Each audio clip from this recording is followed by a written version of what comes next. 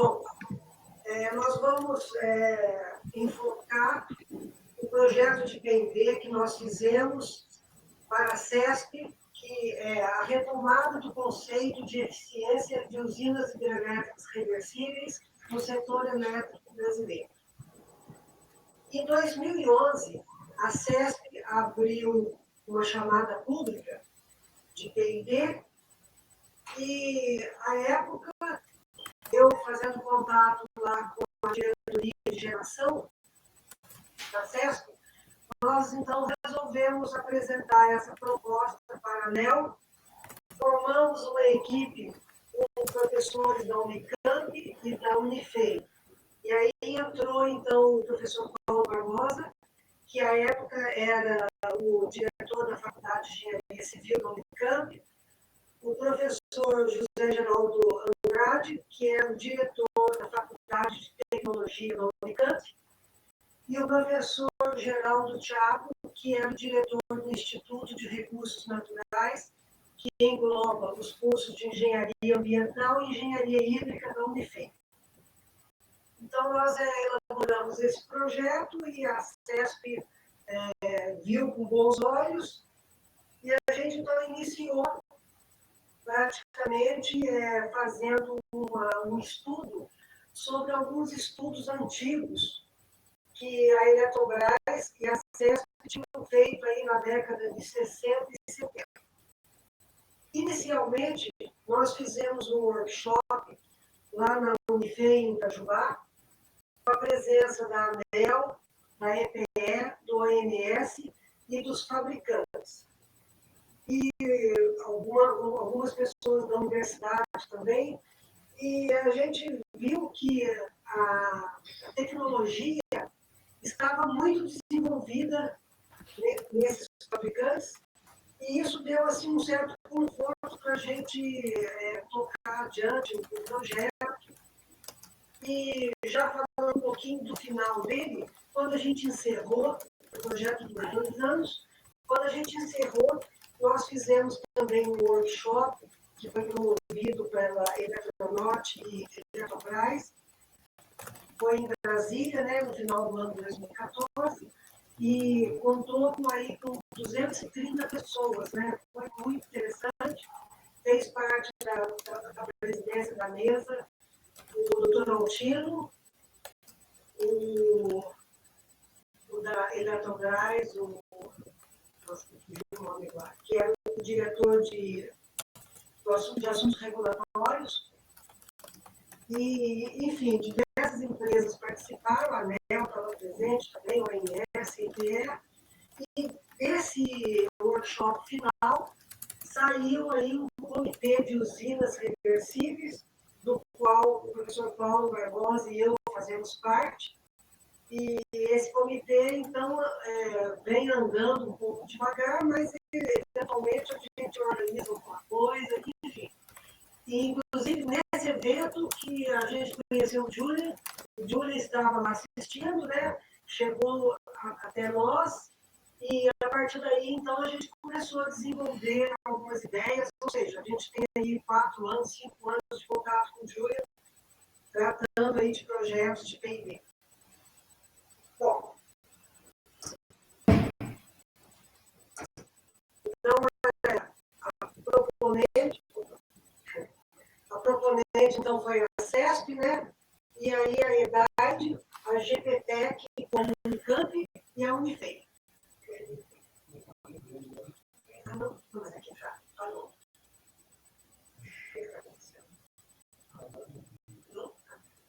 Não deixa nessa ideia. Tá, tivemos aqui um probleminha técnico, mas tudo bem. Então, esse foi o projeto, o nome do projeto e a equipe.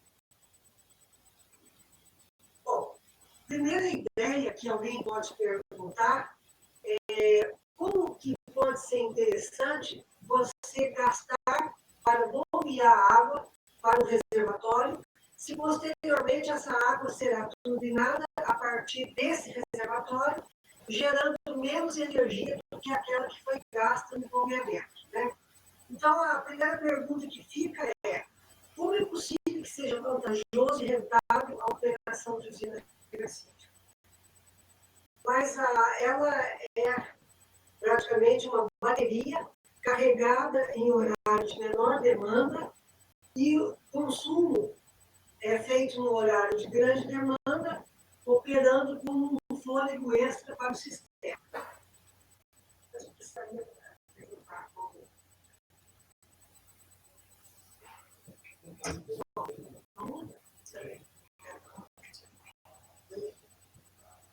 Espera aí, gente, um minutinho só.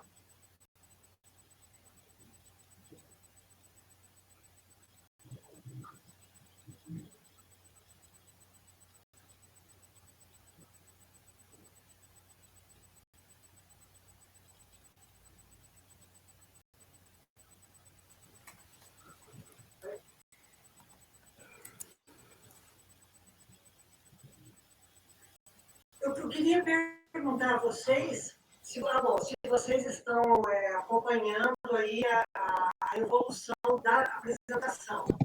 Ok. Né? Tinha um probleminha técnico aqui. Bom, então, o objetivo desse P&D praticamente foi resgatar a discussão de usinas reversíveis no Brasil, né, já que após a década de 70, esse assunto ficou adormecido, verificar o estado da arte de tecnologia junto aos fabricantes, avaliar quais os benefícios em termos de energia para o sistema interligado e, principalmente, começar a levantar os aspectos regulatórios para se tornar atrativo usinas reversíveis para o Brasil. E também avaliar os aspectos ambientais que esse tipo de usina poderia causar. Então, a grande pergunta é o problema da parte regulatória. Então, embora tenha muitas vantagens, mas como fazer a valoração econômica e estabelecer um embasamento regulatório? Esse, então, é o grande problema. Bom, aí nós começamos a avaliar como estava a proporção de usinas reversíveis no mundo. Inicialmente, a gente levantou que a primeira usina ela foi construída na Suíça aí nos anos 1890. Mas ela era feita na forma de duas máquinas, uma para turbinar e outra para bombear, ou seja, a bomba era uma máquina à parte. E, por ironia do destino, né, a primeira máquina turbobomba no mundo foi instalada em São Paulo, na usina de Pedreira, exatamente onde a CESP funcionava, ou seja, estava ali a 50 metros de nós, a usina reversível com máquinas turbobomba. E essa tecnologia, ela representa, então, 99% da capacidade de armazenamento de energia no mundo, né? Sendo que as outras são aqueles tipos de bateria, de ar comprimido, volante, etc. Bom, em 2012, 2013, havia no mundo 142 gigawatts de potência instalada de reversíveis, sendo que a Europa e a China, né, que é no leste da Ásia, que concentra a maior quantidade. E em seguida aí vem os Estados Unidos, está em terceiro lugar. E também nesse ano de 2013, já tinha 25 gigawatts em construção. Nessa época, a potência instalada no Brasil, contando usinas hidrelétricas, térmicas, né, e o início aí das eólicas, estava numa faixa aí de 127 mil. Ou seja, no mundo já existia mais energia, mais potência instalada de reversíveis do que a potência instalada no Brasil. Então, é uma tecnologia comprovadamente eficiente. Bom, voltando um pouco ao histórico feito pela Eletrobras aí no estado de São Paulo, para quedas acima de 300 metros, potência de 1 gigawatt e ciclo de 14 horas semanais de geração, foram levantadas aí nos anos 60, 70, 341 alternativas, dando 735 gigawatts. E, num pré-dimensionamento econômico possível de ser construído, foram levantados aí 200 gigawatts. Então, era uma quantidade muito grande. Só que passados aí praticamente quase 40, 50 anos, como a população, né, os centros urbanos foram crescendo, chegando ao pé dessas serras, principalmente aí na região da Serra Geral e Serra do Mar, onde a gente fez uma pesquisa, obviamente essa quantidade de disponibilidade foi reduzida. Bom, e então pegamos para avaliar aí a Serra do Mar e vimos um relatório que a Hidroservice Engenharia realizou em 1979 para a CESP. Ela fez um inventário praticamente focado ali numa oportunidade do reservatório de Paraibuna, que fica muito próximo à vertente oceânica, na Serra do Mar, e esse inventário ele indicou uma capacidade aí de aproveitamento de 10 gigawatts. Então, nós demos uma olhada nesse reservatório e ele praticamente tinha esses sítios localizados aí nos municípios de Caraguatatuba e Ubatuba. Então, a gente vê todo esse ponto aqui é o reservatório de Paraibuna. E a vertente fica bem nessa região aqui, e foram levantados alguns sítios, então em Caraguatatuba, aqui é a praia de Maranduba, e mais à direita aqui é o município de Ubatuba. Então, nessa região toda, foram levantados aí situações com capacidade de 10 gigawatts.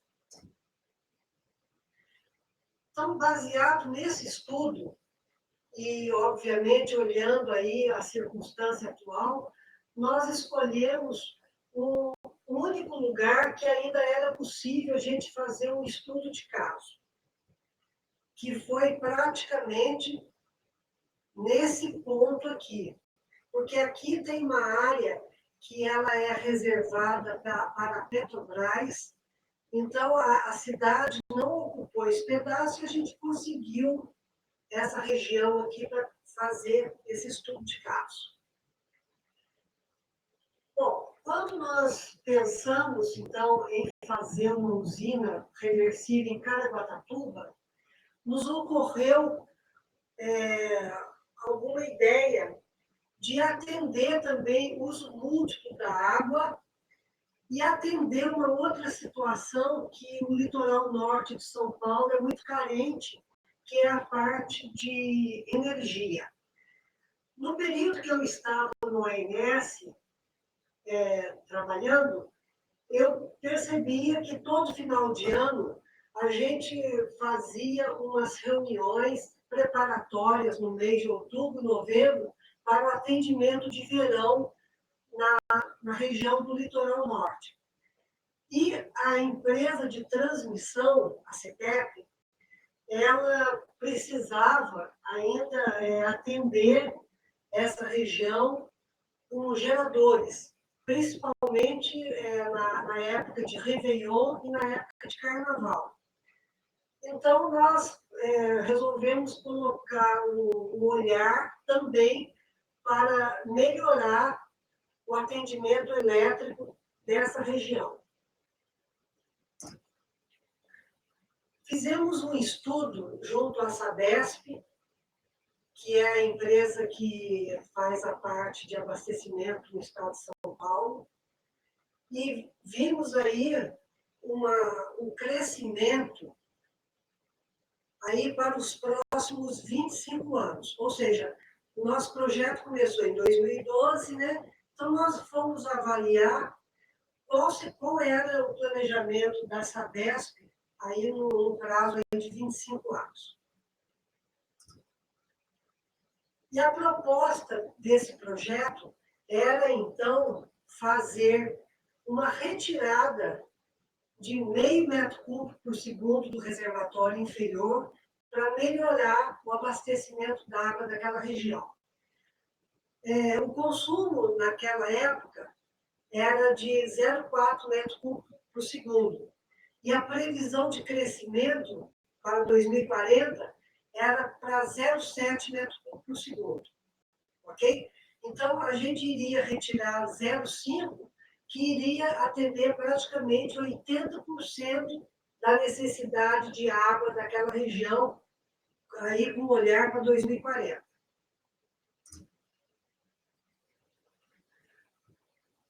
Bom, quando nós fizemos o workshop lá em Itajubá, na Unifei, a gente foi evoluindo um processo de aproximação com a Alstom, né? Embora também a gente tenha feito muitas reuniões com a Voit, com a Andritz, mas a Alstom foi quem mais se aproximou de nós.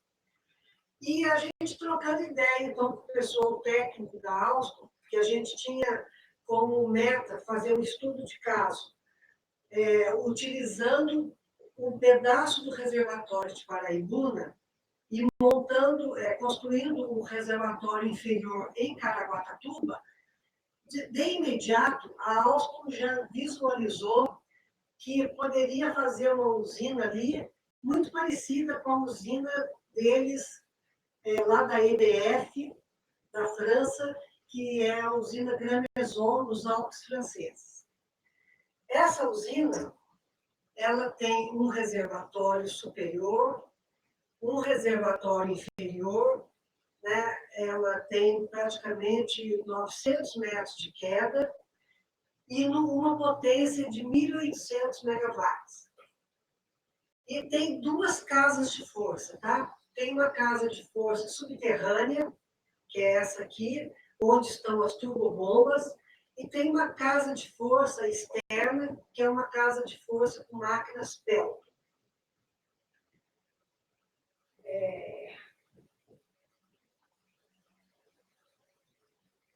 Bom. Se permite uma breve. Claro, Paulo. Pessoal, só uma explicação aí sobre essa figura, né? A turbina que se enquadra nessa categoria Pelton, ela tem como um princípio a saída d'água, na verdade, a impulsão do jato d'água, ele se dá em cima de uma pá da turbina, que vai girar em torno do eixo, mas ela se dá à pressão atmosférica, né? Ou seja, o jato ele sai à pressão atmosférica através de um mecanismo chamado bocal, né? E vai colidir com uma parte da turbina e faz a turbina girar, né? Faz o eixo da turbina girar. Então, essa é uma categoria de turbina diferente e ela tem que acontecer com essa saída do jato à pressão atmosférica. Então, nesse tipo de concepção de turbina, não tem sentido, não tem jeito, não tem solução de fazer reversível, né? Já a outra que está submersa, né? Então vejam, aquele conjunto de outras turbinas, das subterrâneas, né? 8 turbobomba, essa máquina pode ser uma máquina hidráulica reversível. Então, essa concepção, que também foi semelhante à que nós fizemos lá em Caraguatatuba, ela tem esses dois conjuntos de máquinas. Uma que vai trabalhar no modo reversível, né? E uma outra conjunto que é só para geração mesmo, né? Que é as usinas, as turbinas do tipo Pelton. Um breve esclarecimento. Okay? Bom,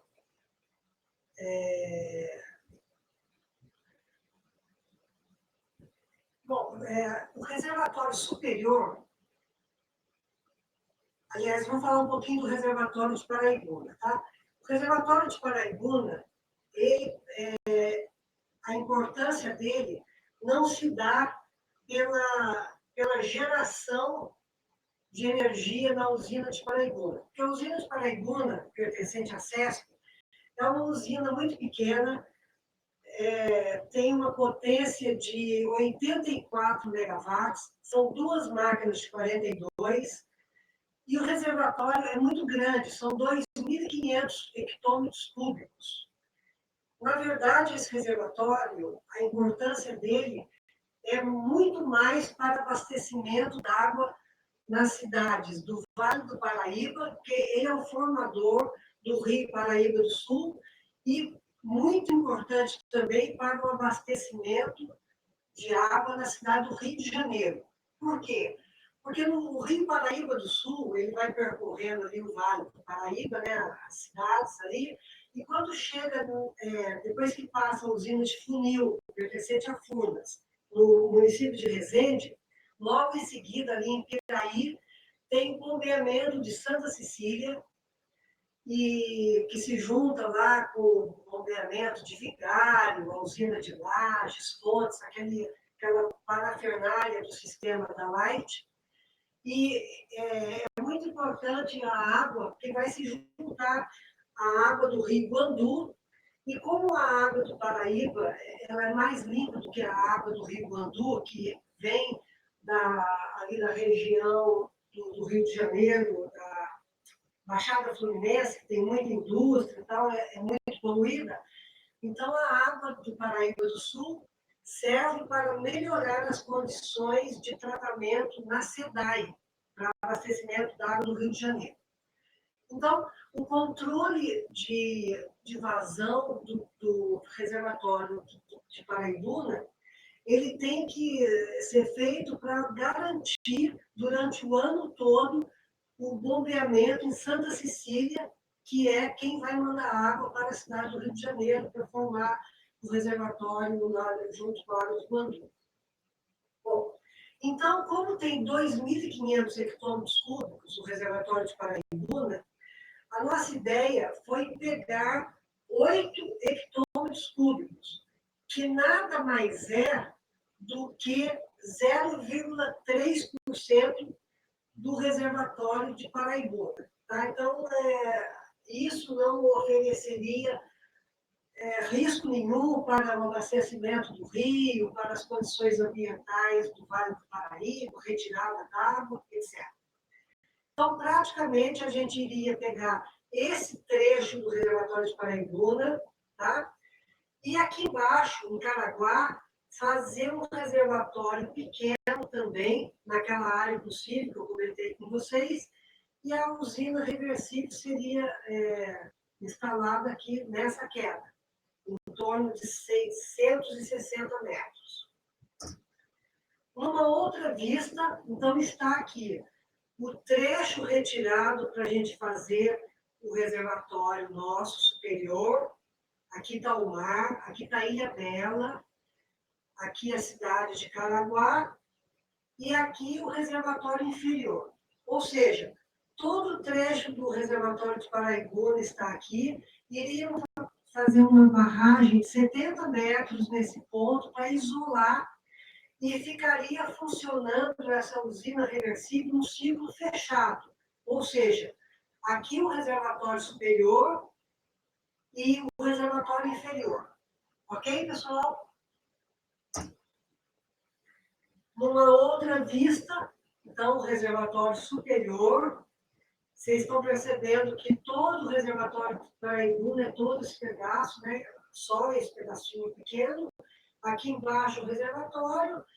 E aqui eu já aproveito para mostrar que a estação de tratamento da água de Caraguatatuba está aqui, e a subestação de 138 kV de Caraguatatuba está aqui. Ou seja, a distância da usina reversível até o tratamento da água e até a subestação é em cerca de 3 quilômetros. Então, tudo isso a gente concebeu ali para poder andar à frente do projeto.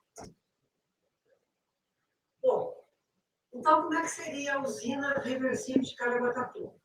De novo, o reservatório superior, aqui um túnel de adução, chaminé de equilíbrio, as casas de forças aqui, sendo que uma no nível do reservatório inferior seria a casa de força Pelton, e aqui a casa de força subterrânea, que ela tem que ficar submergida, né, para poder fazer o bombeamento. E o reservatório de Jusante. Ok? Ah, minutinho só, o Paulo vai entrar aqui. Pessoal, tem um componente aí chamado chaminé de equilíbrio, né? Ela está colocada aqui na parte superior.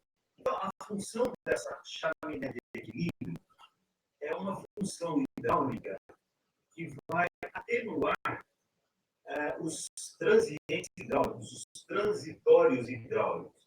A operação de uma usina hidrelétrica, seja ela reversível ou não, tem manobras operativas que fecham as turbinas, às vezes, mais rapidamente do que o usual. Né?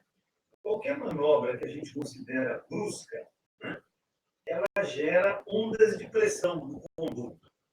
Então, se eu fecho aqui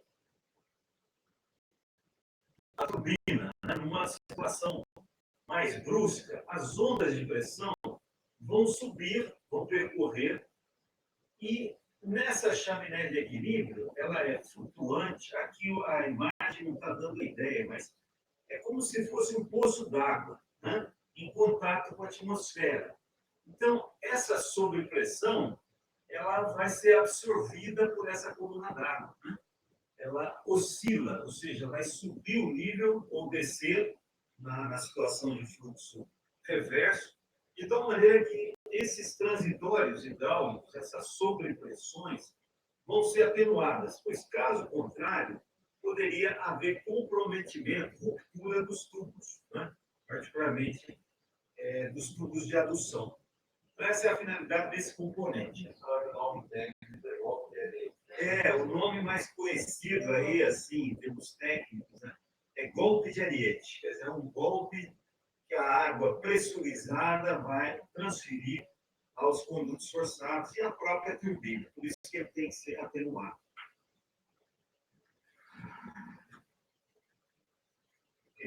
Ok? Bom, com relação ao tamanho do reservatório, né, eu tinha comentado que o Paraibuna é 2.500 hectômetros cúbicos e gera pouca potência, né, que são só 2 máquinas. Só para ter ideia, essa usina que a gente está abordando aí, a usina de Caraguatatuba, vocês vão ver a seguir, a potência dela é quase de 800 megawatts. Só para fazer uma contrapartida aí, para vocês terem ideia, a usina de Três Irmãos, que fica no Rio Tietê, ela tem 808 megawatts de potência instalada, são 5 máquinas, e o reservatório dela é de 3.500 hectômetros cúbicos. Então, eu acabei de dizer que esse reservatório superior nosso, que a gente pegou um trecho de Paraibuna, é de 8 hectômetros cúbicos. Ou seja, compara 8 hectômetros cúbicos com o reservatório de Três Irmãos, que é 3.500. Então, a queda aqui é muito alta, onde permite ter uma, como é que se diz, um reservatório tão pequeno com uma potência alta, né? Então, o grande benefício de uma usina desse tipo é o quanto mais alta a queda, melhor que o reservatório vai ser mais compacto.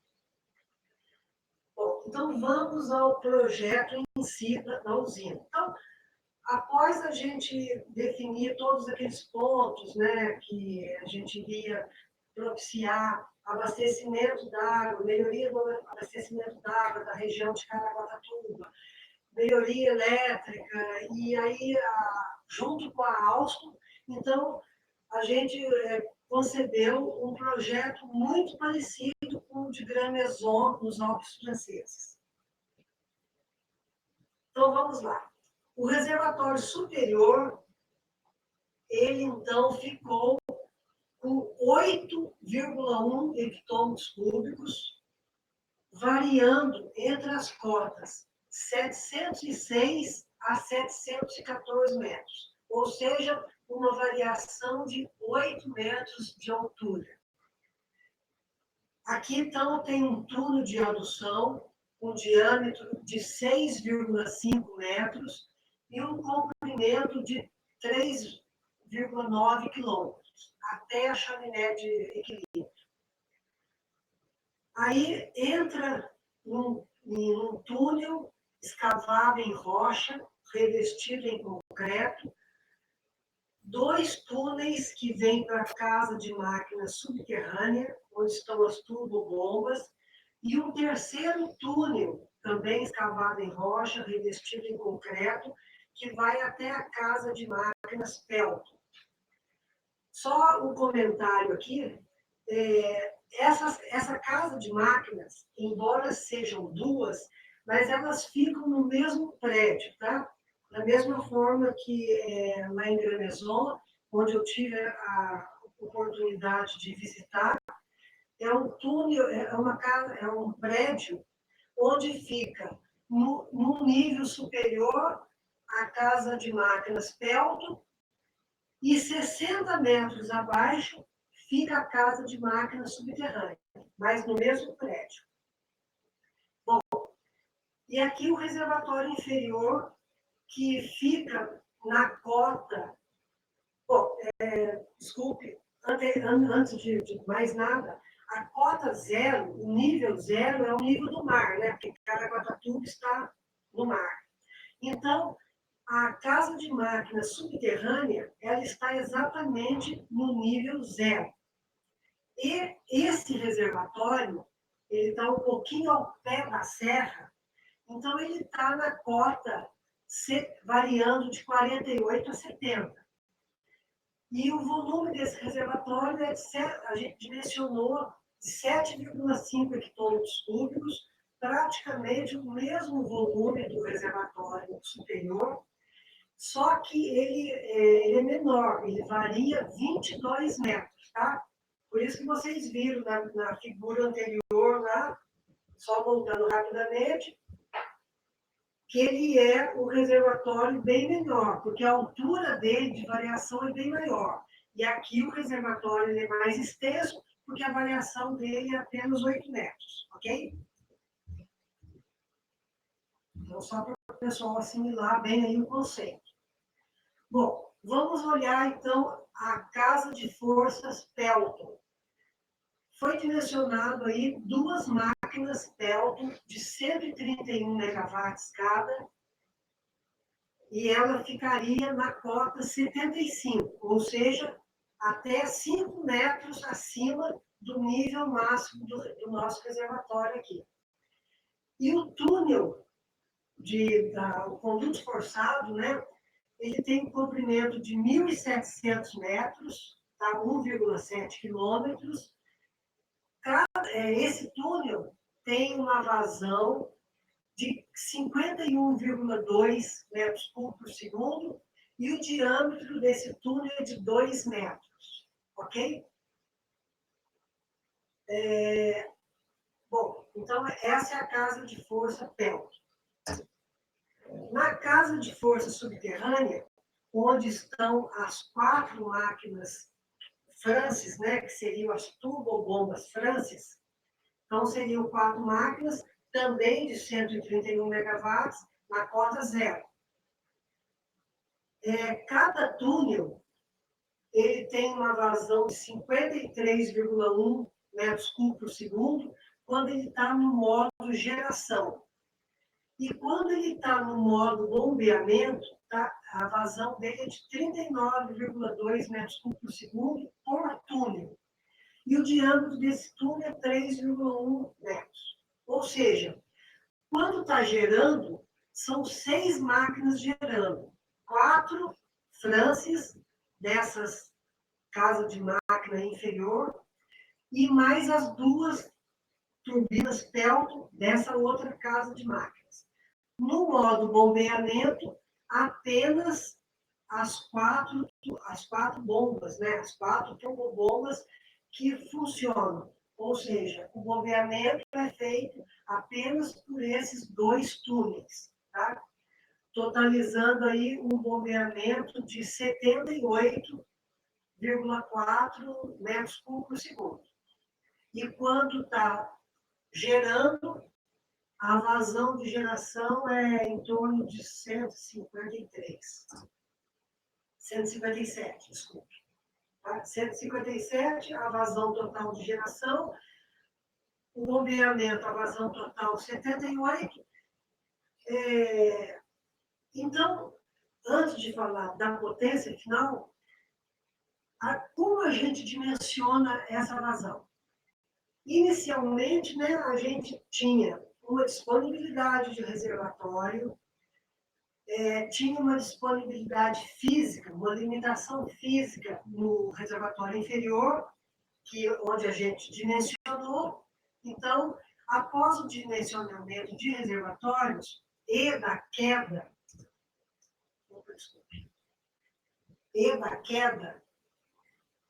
a gente, então, ficaria tentando ver qual a vazão ideal para ter a máxima potência na usina. Só que a gente tem que avaliar que vazão é essa. A gente não pode também ter uma vazão muito grande, muito alta, porque a perda de carga é muito alta, aí o custo do projeto é muito alto também. Então, vai balanceando qual é a vazão ideal, qual é a potência ideal, de forma que a perda de carga nos condutos, enfim, toda a instalação não seja muito alta. Bom, então, esse basicamente é o projeto. Aí a Alstom, então, nos ajudou para fazer esse dimensionamento. Então, o arranjo físico das casas de força, como é que ficou? À esquerda, a gente tem a casa de força inferior, que descem os 2 condutos aqui, né, os 2 condutos forçados. Cada conduto alimenta 2 turbobombas, né, que são máquinas Francis, ok? E aqui, no caso, dentro do prédio, existe esse túnel,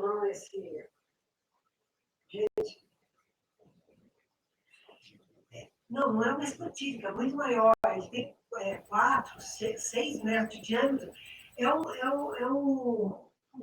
vazado por onde desceram todos os equipamentos. Aliás, deixa eu voltar. Aqui é a casa de força Pelton, que fica no nível superior. Tá? Então, um conduto, voltando só um pouquinho para vocês visualizarem, esse conduto aqui vai dar em 2 máquinas Pelton. Esses 2 condutos vão dar em 4 máquinas Francis. Tá? Então, vamos lá. No nível superior, tem um conduto que vai dar em 2 máquinas Pelton. Tá?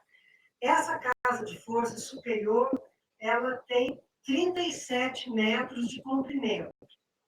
Aqui existe esse orifício, tá? Esse poço, obrigada, Jair, me fugiu o nome, um poço, por onde desceram todos os equipamentos da casa subterrânea, né? Porque a casa subterrânea fica cravada na rocha. Então, esse poço, na verdade, é esse aqui, que está lá embaixo, 60 metros abaixo, que é onde estavam esses 2 condutos para as 4 máquinas.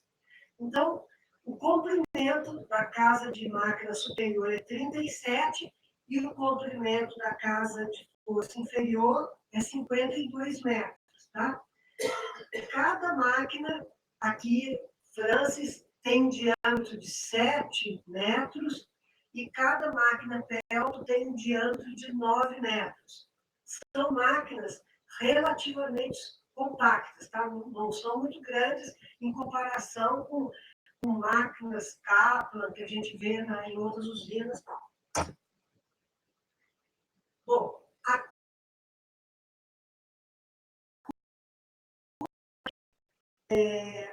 lembra que eu falei que a carência na região de Caraguá é muito grande na época de verão e tal. Então, a nossa ideia foi colocar duas máquinas Pelton. Aqui está a casa de força da máquina Pelton e aqui a casa de força da subterrânea.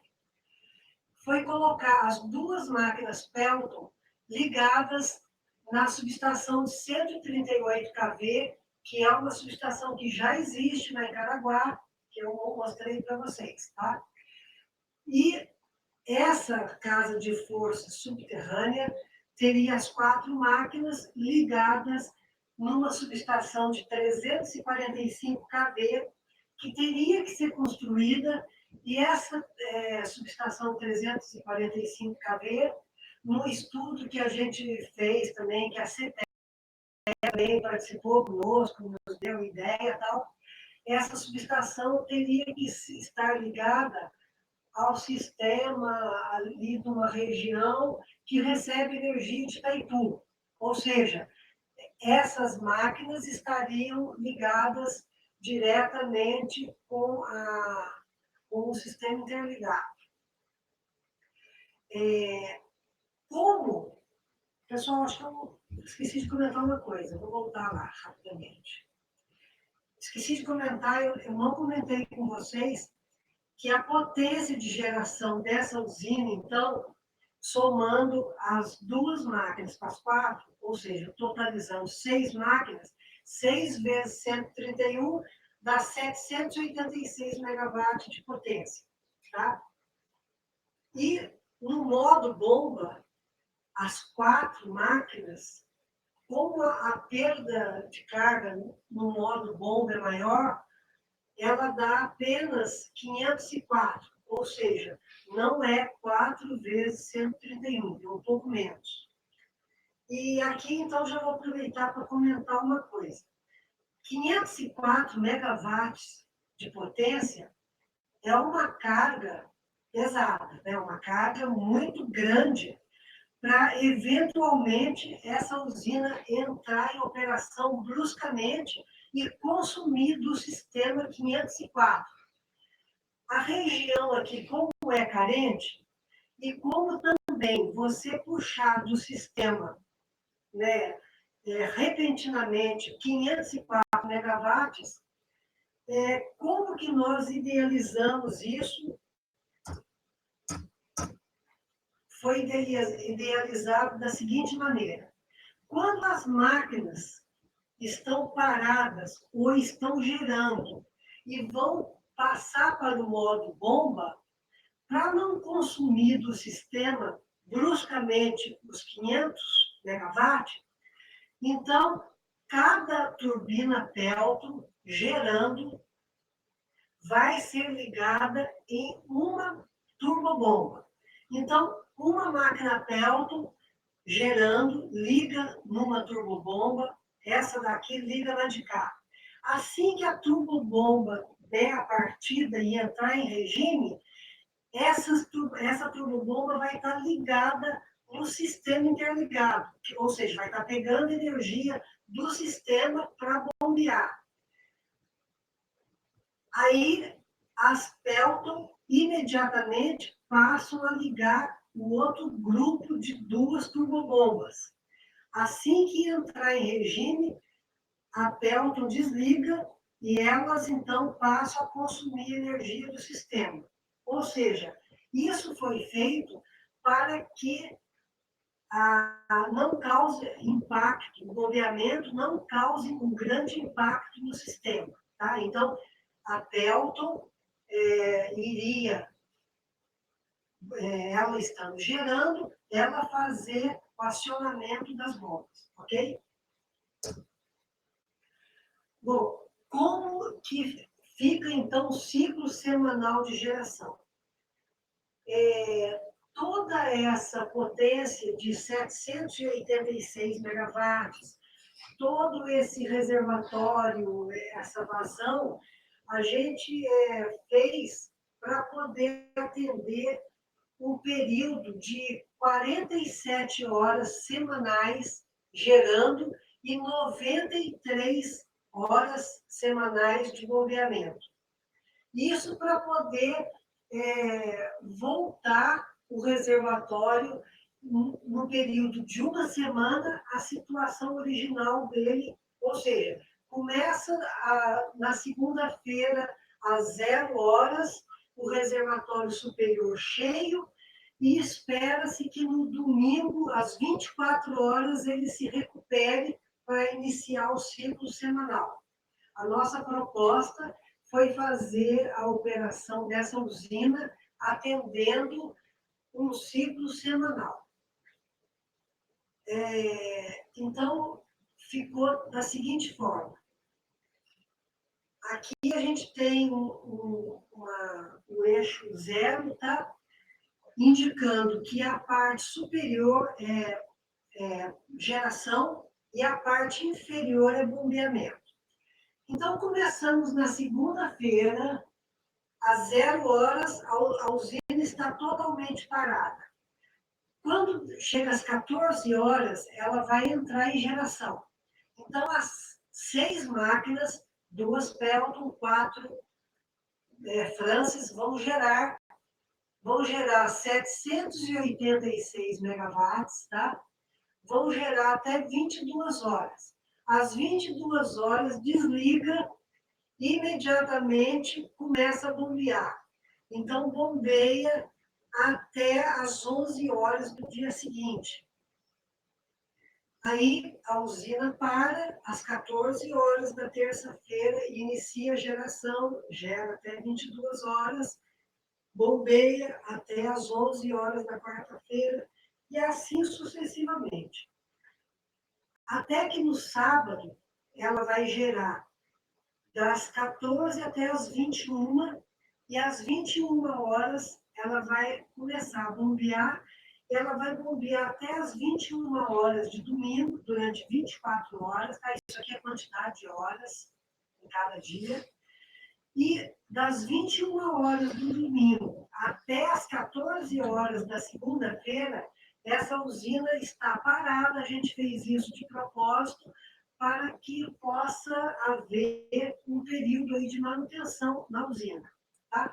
Então, totalizando o período de geração semanal, 47 horas, e totalizando 93 horas. Ok? Bom, como que ficou a variação semanal do volume do reservatório inferior?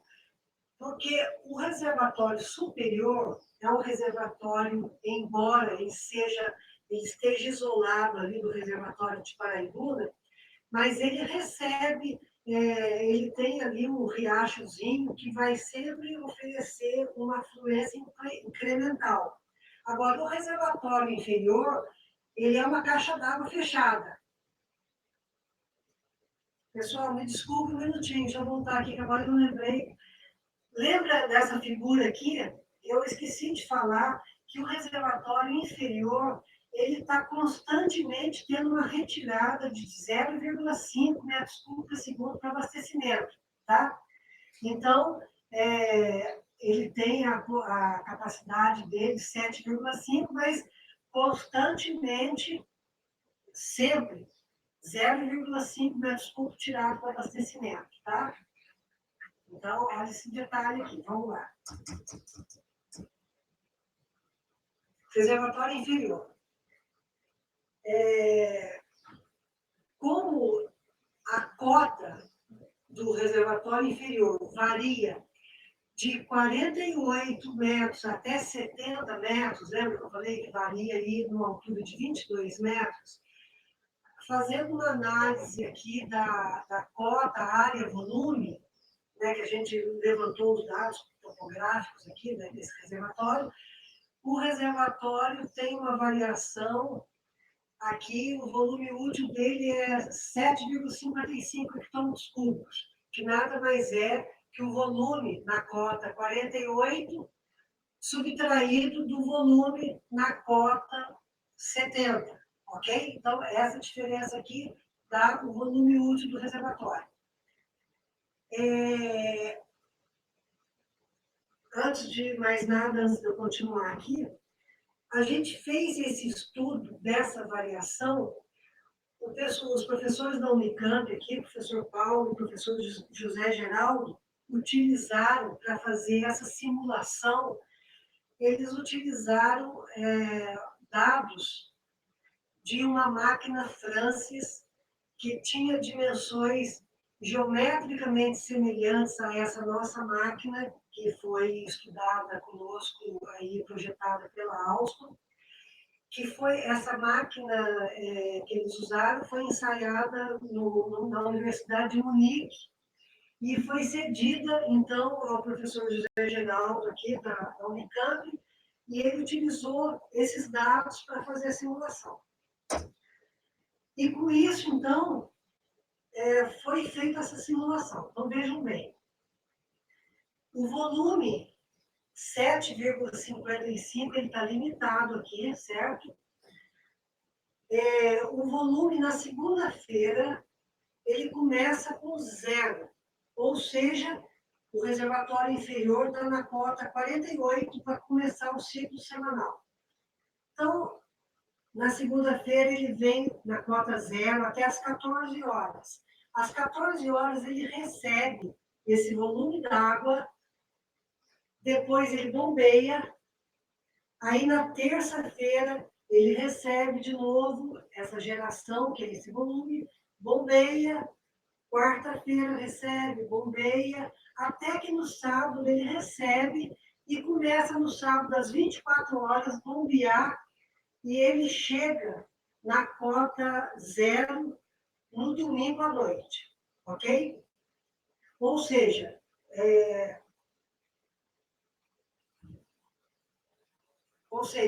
ele vem bombeando e turbinando e ele não ultrapassa, ele nem chega muito no volume dele, ou seja, ele opera tranquilamente aqui, limitado nesse volume útil de 7,5. Vamos avaliar agora o reservatório superior. O reservatório superior, ele varia da cota 706 a 714, estudando aqui a área desse reservatório, né, a cota, a área e o volume. Então, ele varia no 706 desse volume até o 714 nesse aqui, que dá esse volume útil aqui, onde a gente pode se situar dentro desse volume. De novo, ele começa na segunda-feira com o volume dele na cota 714, que é o volume cheio, de 8 hectômetros cúbicos. Ele gera, depois ele recebe o bombeamento, gera, né, na quarta, etc., e vem vindo aqui até que no sábado à noite, após essa geração, ele começa a receber o bombeamento durante 24 horas. Veja o detalhe aqui. Ele só não recupera até o 8,1 porque foi feita aquela retirada de 0,5 lá embaixo. Ou seja, ele não recupera totalmente. Mas isso não tem problema, porque como ele tem uma pequena fluência lá em cima, e eventualmente tem chuva também, então não vai faltar água, porque ele está anexado ao reservatório de Paraibuna, a gente também previu tudo isso. Bom, a operação energética, então, como fica? De novo, o ciclo semanal, aqui está a linha 0, a parte positiva é a parte de geração, a parte negativa é a parte de bombeamento. Então, vai, na segunda-feira, a usina parada, 14 horas começa a gerar. Aqui é uma geração acumulada e é um bombeamento acumulado, tá? A gente está falando de energia, tá? Gigawatt-hora. gera na segunda-feira, aí a energia de geração fica estável, gera na terça, gera na quarta, gera na quinta, gera na sexta e gera no sábado. E não gera mais. Então, totalizando 138 gigawatts, não, 138.990 gigawatt-hora de geração.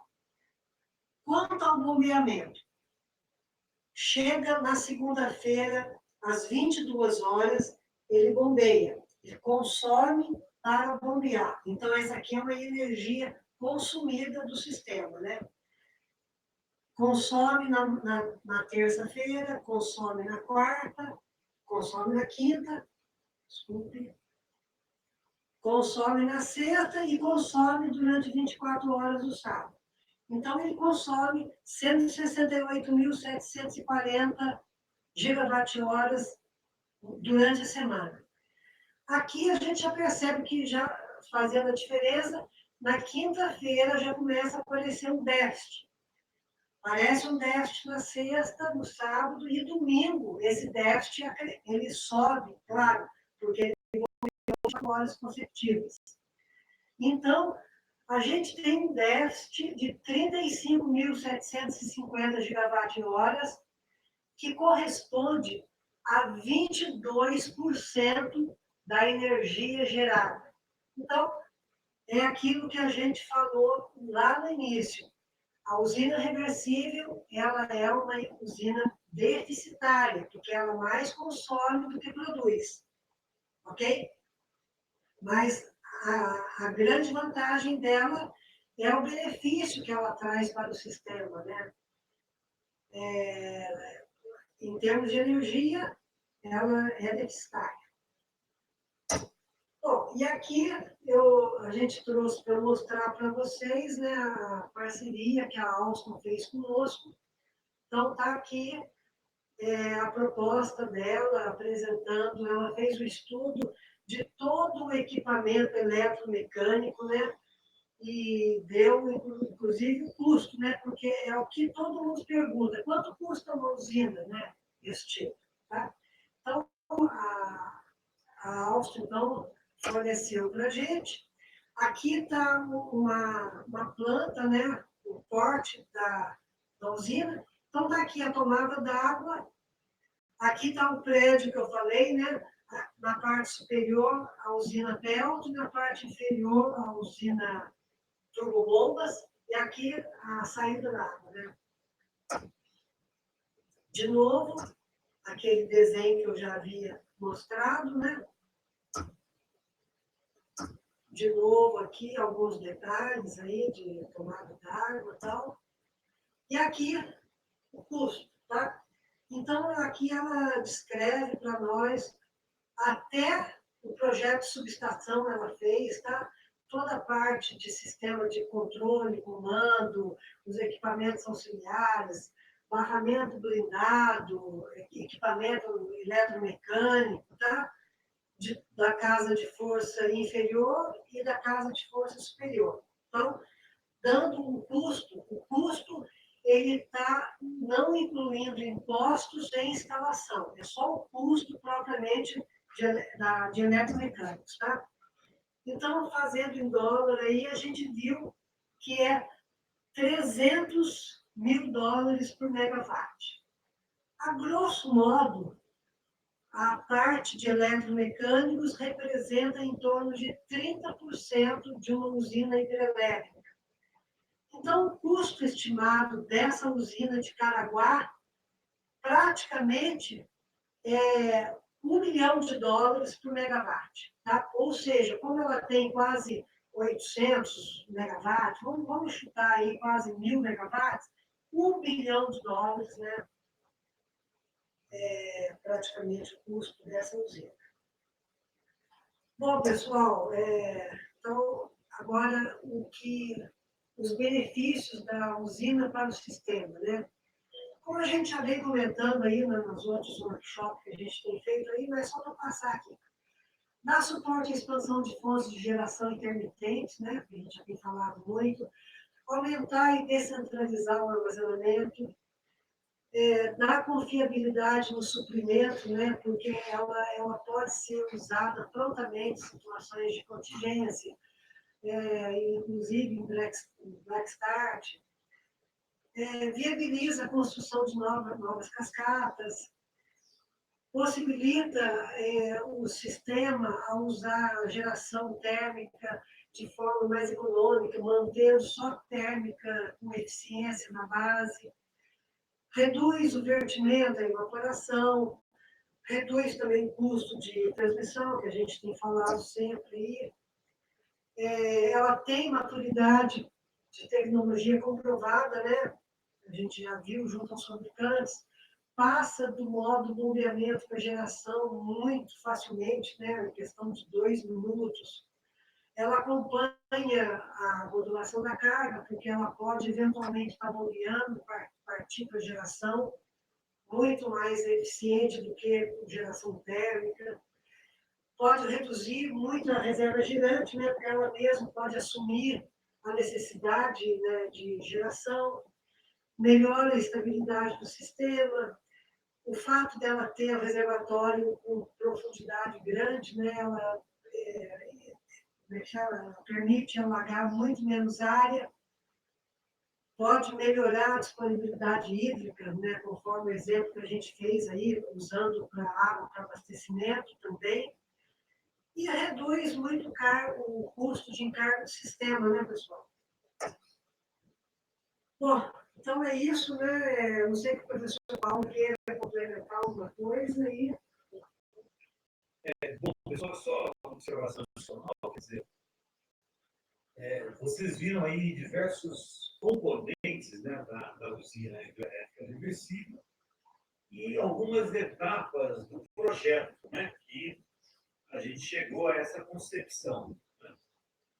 Eu diria que uma grande parte do sucesso da usina é fazer bem esse arranjo entre os componentes e uma boa concepção. Né? Aqui tem uma liberdade e a criatividade para a engenharia enorme. Né? Por exemplo, essa concepção que aí foi feita teve aquela ideia de usar 2 Pelton e as 4 Frances, né? Um projeto com características bem peculiares, e aí quase que tendo como limitante a área a ser inundada do reservatório inferior. Nós poderíamos extrair muito mais potência dessa usina se nós tivéssemos mais espaço lá embaixo. Né?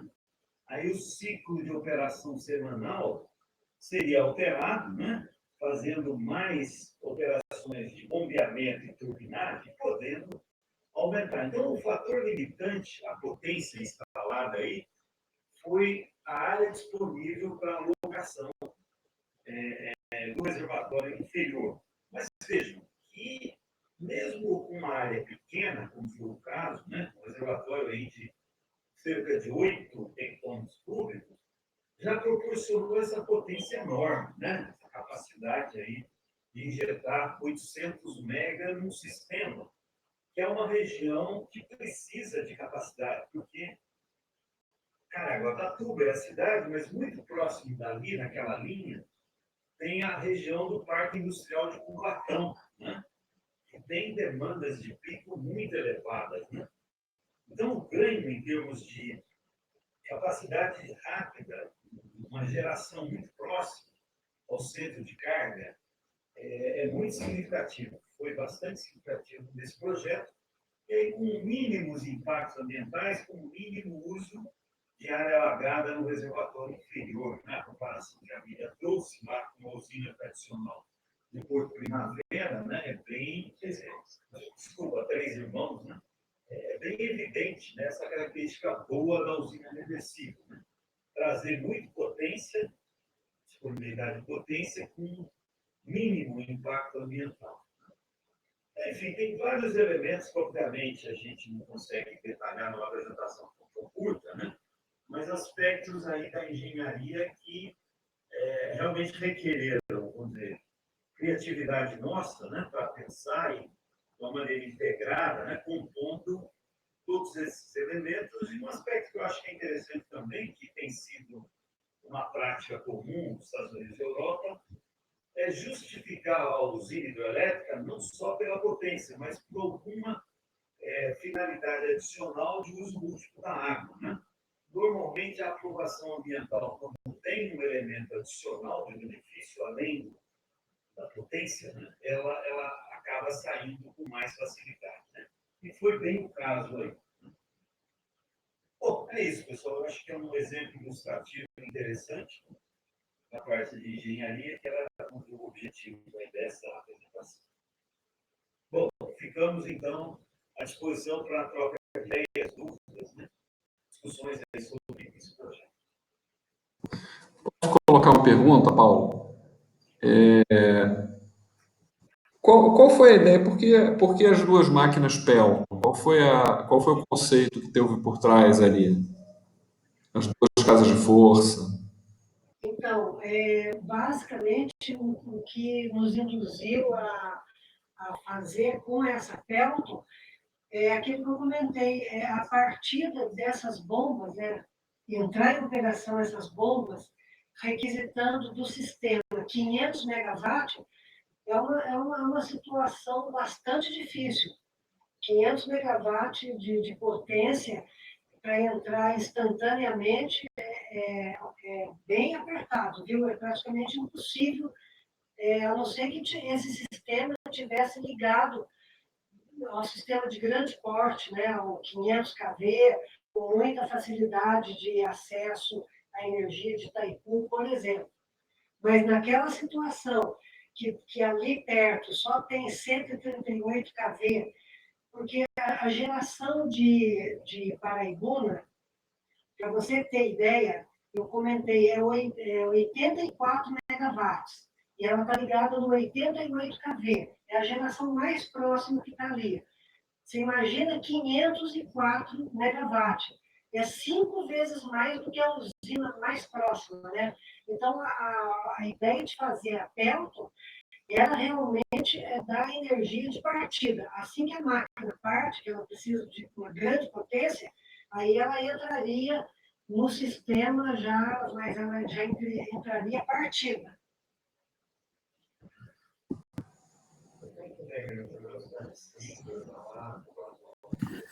Opa, Roberto, posso fazer um comentário?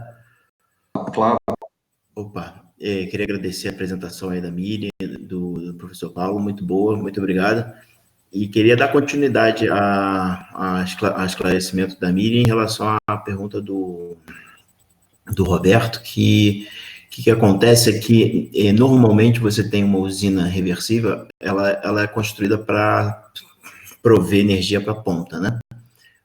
E a ponta, ela tem 6 horas, 3 horas, e à noite você tem 16 horas para bombear. Então, o que acontece? A potência de bombeamento é menor, porque você tem mais tempo para bombear para encher o reservatório. A potência de geração, nesse caso, é maior, porque você precisa suprir a ponta, né? Então, eles têm uma reversível que vai poder bombear, vamos dizer, 600 mega, e uma Pelton que vai poder gerar mais na ponta. Então, ele tem maior geração do que bombeamento, porque no sistema faz mais sentido você ter mais geração do que bombeamento. Não, sim, além disso, né, porque a vazão durante o bombeamento, durante a geração, ela é muito maior. E mesmo tendo uma vazão de bombeamento de apenas 78 metros, já ficou identificado ali que precisaria 13 horas de geração, de bombeamento, né, para poder subir essa água. Ou seja, a quantidade de vazão durante a geração ela é maior. Mas, independente disso, Júlia, o que nos levou a fazer essa Pelton foi a partida de bombas, porque naquele local não teria condição de ter uma disponibilidade abrupta de 500 megawatts. Mas hoje em dia, Miriam, tu tem turbina que é Francis e no eixo tem uma Pelton justamente para você usar energia hídrica para você dar essa partida.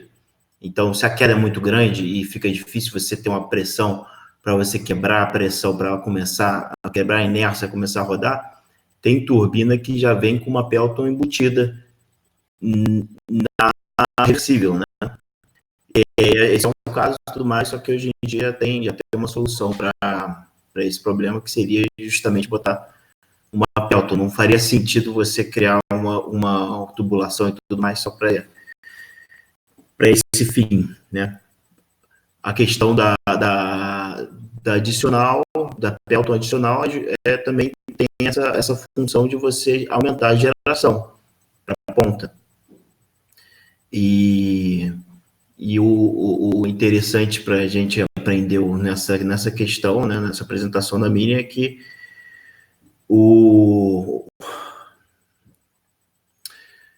a gente vai ter que rodar o Plexus, né? A gente vai poder, então, ver se a gente precisa, se é interessante a gente ter uma geração maior do que a potência de bombeamento. A gente pode fazer cenários diferentes.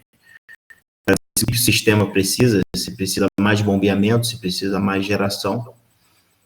E para fazer incluir essa variável aí na modelagem do sistema, para a gente ter uma usina otimizada para o sistema. Deixa eu só colocar mais uma razão adicional. Todas essas aí que foram colocadas são, obviamente, relevantes e pertinentes, né? Particularmente as restrições locais de abastecimento elétrico, né? Ali na subestação de 78, essa quantidade enorme de potência na bomba, né? Criaria um problema de transitório até elétrico, né? Tem um transitório hidráulico, como o Paulo já falou, mas até problemas de confiabilidade, né, para iniciar essa operação. Mas uma outra razão, essa já é bem complementar, não é a razão primária, não. Mas veja, uma máquina do tipo turbobomba, como são as Francis, ela tem uma eficiência no modo geração que é menor do que uma máquina dedicada exclusiva para geração. É claro, a expectativa de uma coisa mista é menor do que aquela que só faz uma coisa. Então, as Peltons, quando estão trabalhando no modo geração, elas terão uma eficiência maior do que as turbobombas também trabalhando no modo geração. Então, essa distinção aí, de conjuntos diferentes, além das razões prioritárias já faladas anteriormente, ainda traz um ganho de eficiência, melhor utilização da água, no caso das turbinas Pelton, que são exclusivas só para geração. Professor, Paulo, eu podia colocar uma questão bem de ignorante, né? Eu vejo, assim, nos parâmetros técnicos importantes de uma reversível é o nível de perda no ciclo, né? Quais são os drivers do nível de perda? Assim, diâmetro de túnel, comprimento de túnel, acabamento de túnel, tipo de equipamento. Não precisa ser muito técnico, não. Deixa eu só entender o que pesa mais. Claro. É bem interessante essa pergunta, porque, obviamente, é um dos parâmetros aí de definição do projeto, né? O principal elemento que determina a perda é o diâmetro público, né? Porque a perda ela tem uma dependência inversamente proporcional ao diâmetro elevado à quinta potência. Então, se eu quero reduzir a perda, eu aumento um pouquinho o diâmetro. E o efeito do diâmetro é muito maior do que, por exemplo, o efeito da rugosidade do tubo. A rugosidade é entre, por exemplo, escavar um túnel numa rocha e fazer um acabamento bonitinho, como o tubo de aço galvanizado, né? Tem uma influência, mas ela é muito menos significativa do que o diâmetro. O diâmetro é a potência aqui. Agora, é claro que os maiores diâmetros vão determinar os custos muito maiores, né? Então, tem que haver aí uma solução parcimoniosa entre custo e diâmetro do tubo. É claro que o comprimento do tubo também é uma variável importante, né? Mas a dependência da perda energética com o comprimento é apenas linear. Potência 1. Já o diâmetro é o inversamente proporcional à quinta potência. Então, assim, a gente tenta trabalhar com uma solução de projeto cuja perda de carga, perda de energia por atrito aí com o tubo, não ultrapasse alguma coisa de 5% da queda total. Ou seja, a queda disponível ela vai ser usada prioritariamente para gerar energia e admite-se uma perda máxima em torno do máximo de 5%. Foi onde eu falei ali que a gente ficava jogando uma vazão e qual potência que a gente queria identificar como potência máxima. Porque você tem que tomar cuidado com o diâmetro do tubo, com a velocidade do fluido dentro do tubo, né? E isso tudo vai influir na perda de carga, né? E o aspecto econômico e o aspecto de melhor custo-benefício, com potência, vazão. Professor Bajai aqui é professor da área de hidroeletricidade, além de planejamento, né? Eu faço curso. Mais alguma observação sobre isso aí, né? Eu só lembraria que, na verdade, como a usina reversível, você tem escoamento no modo geração e tem escoamento também no modo bombeamento, né? Então, você tem essa perda de carga dos dois modos, né? Então, as usinas reversíveis construídas nas primeiras décadas tinham um nível total lá de perdas da ordem de 30%. Você conseguia gerar 70% daquilo que você bombeava, né?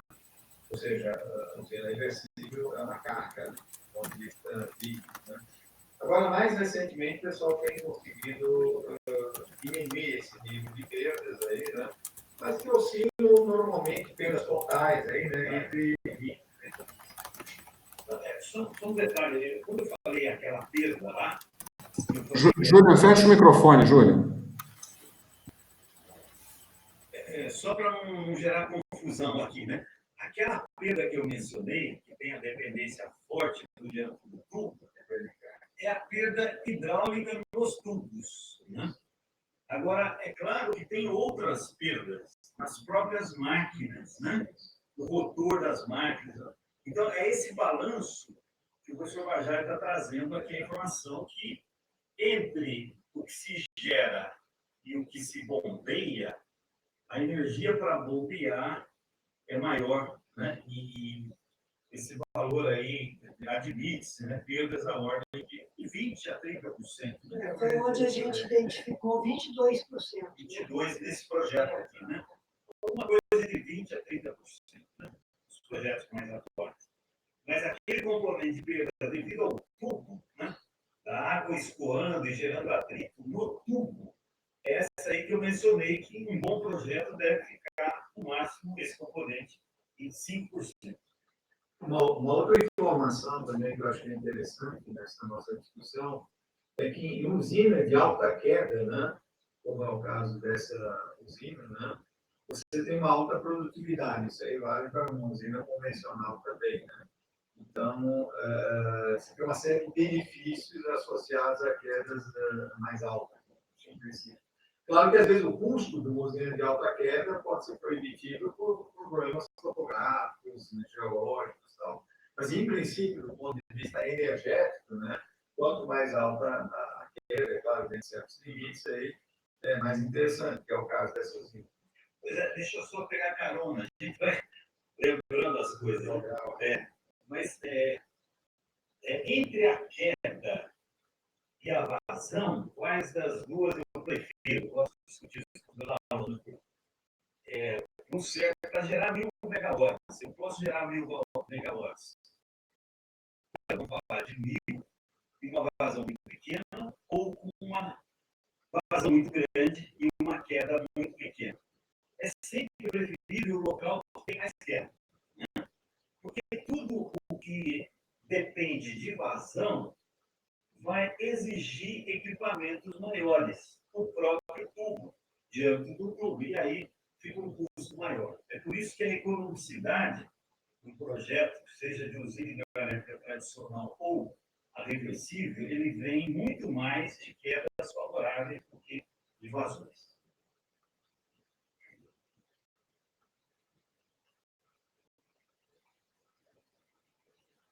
Pessoal, outros comentários, observações? Muito interessante a apresentação, o projeto, muito legal. Quer dizer, esse projeto, no fundo, ele tem uma lógica, se eu entendi bem, é de aumentar a geração na ponta e evitar investimentos em reforço na transmissão na região, né? A economicidade dele vai vindo aí, não é isso? Sem dúvida, garantir uma ampliação da disponibilidade de ponta ali, que tem necessidade, né, na região do Platão, parte industrial, assim, trazer o mínimo de impacto ambiental para uma região sensível, né, Serra do Mar, né, de maneira a complementar aquele benefício para o abastecimento de água que é crítico na região, principalmente em verão, né? Ou seja, o equivalente à ponta, quer dizer, a ponta para abastecimento, ela aparece nos meses de verão, e o afluxo de turista é muito grande, né? E da mesma forma, a ponta elétrica, que é também nesse período de verão, poderia deixar gerando só as turbinas Pelton, gerando que elas estariam ligadas diretamente na subestação 138, atendendo ali o Réveillon, sem trauma nenhum.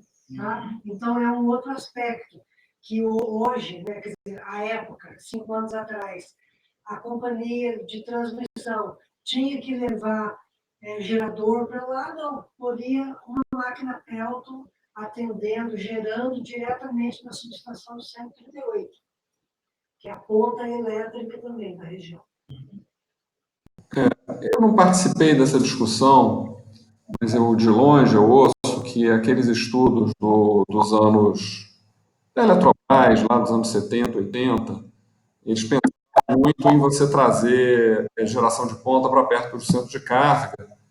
E eu não participei disso, mas o que relato é que a opção tomada foi reforçar a transmissão, né?